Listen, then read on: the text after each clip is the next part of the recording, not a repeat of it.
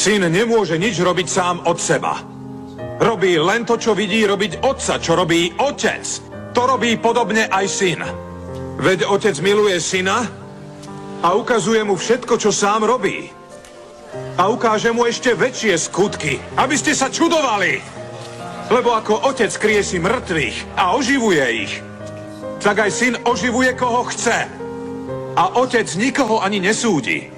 Ale všetok súd odovzdal synovi, aby si všetci ctili syna tak, ako si ctia otca. Kto si nectí syna, nectí si ani otca, ktorý ho poslal. A preto vám hovorím, kto počúva moje slovo a verí tomu, ktorý ma poslal, má večný život a nepôjde na súd, ale prešiel zo smrti do života. Hovorím vám, prichádza hodina. Tá hodina už nastala, keď mŕtvi počujú hlas